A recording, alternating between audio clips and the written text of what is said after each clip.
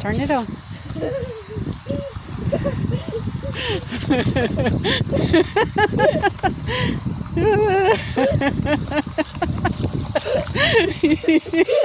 Spray Mira, see if she drinks it. She's like, no way. She's like, get away. Good morning, everybody. Welcome to my channel, Christy's Musings. My name is Christy. You can call me Tigger if you're my friend, and I hope you'll stay and be my friend, and you'll like, subscribe, and just help me grow my channel and offer thoughts, and let's build a conversation. A couple weeks ago, I think it was last week, I did a video about Nicholas Schreck, and in the comments, one of my followers commented about Nicholas Schreck losing his ear. So I printed up this whole, because I love, some people like to read off of the tablets or computer. I printed it off. But anyway, this whole thing about Nicholas Schreck. But yes, in the 80s, when the HIV/AIDS virus was just being known about, I was in the Navy at the time, and I remember the spooky video about them discovering this and the whole command sweep of having everybody coming in and getting their blood tested and stuff like that. It was scary times, but Nicholas Schreck and one of his friends thought it would be fun to go around Hollywood, I think it was West Hollywood, and put out flyers dissing people of a certain men of a certain persuasion, and talking about HIV and AIDS. They thought that was a prank, okay? And some bodybuilder of that persuasion didn't see the humor in what they were doing, and Nicholas Schreck ended up having his ear cut off. I'm not buying for a minute that he thought that was a prank. He's at that time he was wanting to be in this Satanist thing, and it's funny how even in certain groups they still have their dividing lines of what they will tolerate. So, anywho, I won't get off on that tangent. But in a word of news, did you see where Mike Jeffries of Abercrombie, the CEO of Abercrombie and Fitch, he's not able to face trial for his crimes because he has dementia. They said that he wouldn't understand anything that's going on. How convenient. But I wanted to talk to you about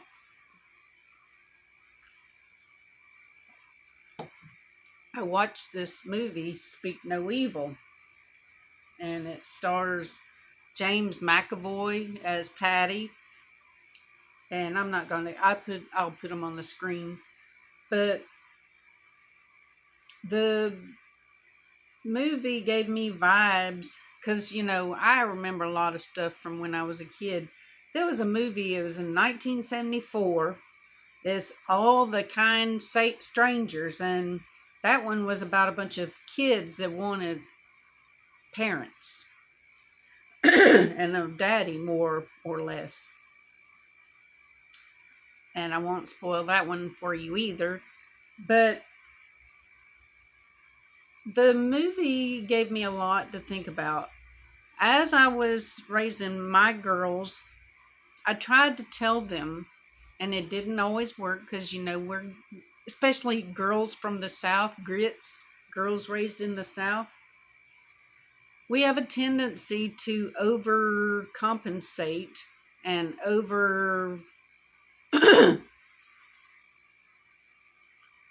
I can't think of the word right now, but to be too nice.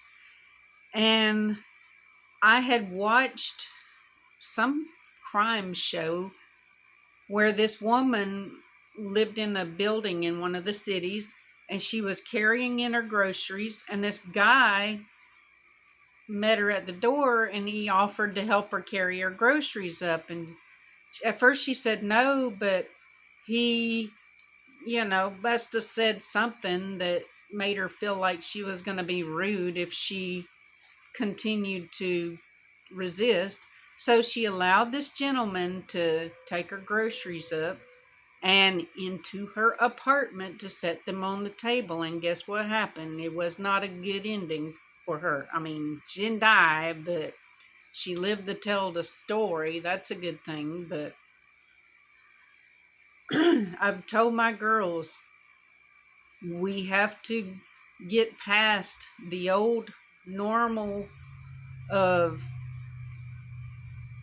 the hospitality mentality of being kind to strangers when our gut, see, God gave us gut feelings for a reason, and we have to rely on these gut feelings. And this poor, what was his name? Mackenzie Davis, who played Lewis Dalton, the dad, even when the kid, Ant, in the movie Speak No Evil, when the kid was showing him his mouth and trying to tell him something, wouldn't you kind of look at that and say, that kid don't have a tongue? I don't think I've ever heard of a child being born without a tongue. So they overlooked a lot of stuff. My thoughts on the whole thing, though, is that, I hardly even go stay with anybody in their house. Found out it's like that song, They Not Like Us. Well, some people's level of cleanliness is not always the same as mine. And then people, like, I've stayed with people, you get up and there's no food in the house and no offer of coffee or a bowl of cereal or something to eat in the morning. When I wake up, I gotta have my coffee. So I've learned, to be particular about where I stay. And so that whole premise of going and staying with people that you've already seen them acting weird when they were acting weird to that other couple on their holiday, but they end up going to stay with this couple. And then the first taboo was offering the vegetarian mom their cooked goose and kind of forcing her to take a bite after she'd already told him that she's a vegetarian. So there was a lot of things because of trying to be nice. Going into the bedroom and seeing the sheets were kind of nasty. So the whole premise of the movie, I think, is to make people sit back and think of how much you would allow as far as trying to be gracious. And would you stop it over there? She's eating the blanket. It's her blanket, but she's eating it. But it just pushes the boundaries on what you would accept. And I heard that there was a Speak No Evil foreign edition, and in that one I read that it didn't end too well for the family, especially the daughter.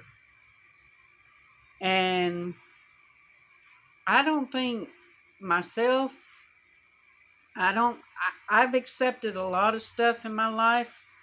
And so maybe I'm being hypocritical in saying this, but I don't think that I would let things get as far as they did in this situation. But I'd like your thoughts on, if you've watched that movie, what your thoughts would be.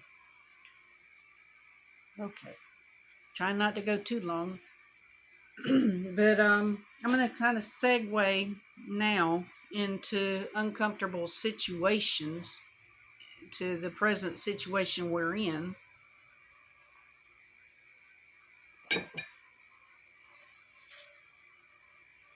You know, the Bible in 2 Timothy 2:15, it says, study, oh, yeah, 2 Timothy 2:15, it says, study to show thyself approved unto God, a workman that needeth not to be ashamed, rightly dividing the word of truth.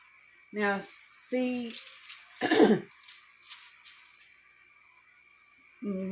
part about not being ashamed. Okay, so the thing that's happening now is we've got two factions of Christians and two factions of people in our country, and it's people that believe this and people believe that. And I posted on my Facebook the other day about the number of children being that the most deadly situation for children in this world now is Israel. And one of my cousins gave a laughy emoji. So I asked her, I said, you think it's funny, the idea of children being killed? And she said, no, but the idea of Israel doing it is laughable. And so who's rightly dividing the word? Is it me that I believe that everything that is happening now with the state of Israel, okay, I believe that when Jesus said, it is finished, the curtain was rent in the temple. Rent don't mean pay rent like give money. It means it was torn. And that means that we are under a new covenant. Well, Jesus had predicted that certain things would happen. And in 70 AD, all of these things, to me, I understand, this my belief, that all these things happened. And those Israelis that might have survived that time, their butts were handed to them and they were scattered to the four corners of the world. These people that are claiming that they're Israeli now are not the blood covenant Israelis of Abraham and his lineage. These are people from Russia that adopted this religion. That is my belief. I will stand in front of Jesus one day and I will have to face up with whether or not I'm right on these things. But one thing that I know is that in no other time has a country been allowed to go after women and children and target these innocent people and then be like, oh, it was a mistake, or we thought somebody important was in that building.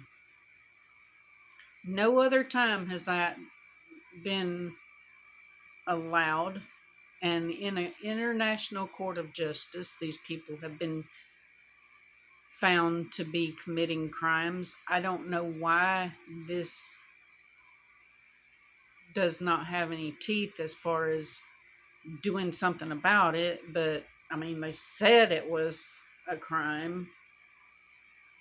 But we as Christians, we're going to have to decide you this day whom you will follow. And for me, it ain't Trump and it ain't Israel. And I hope that just because I said that, my video doesn't get taken down, because I hope we still have the right to free speech in this country.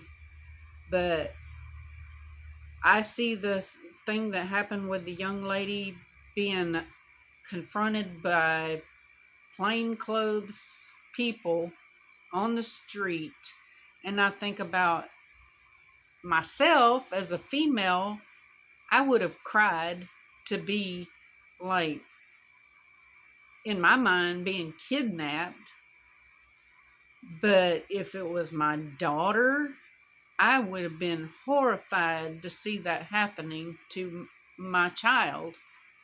And I don't understand why the men of this country don't stand up and say, that ain't no way to treat a lady. But we're getting into times now, y'all, that we're going to have to decide what we're going to allow and what we're going to follow. And it may mean that we're going to have to delete and cut ties with people that you had thought were your friends and family in the past. I hate to say that, but it's getting that time. And Jesus has told us that there would be times where one side would be pitted against the other. And so are you going to stand up for Jesus and the truth, or are you going to stand up for convenience and just keeping your head tucked in and playing turtle?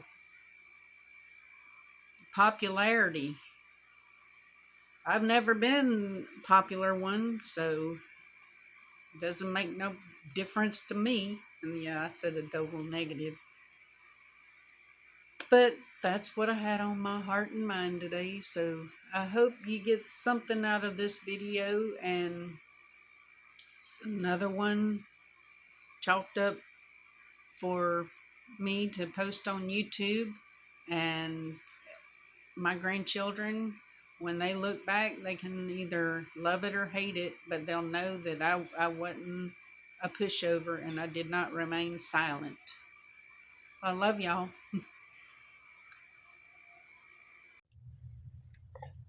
Meiji May May. Meiji May May.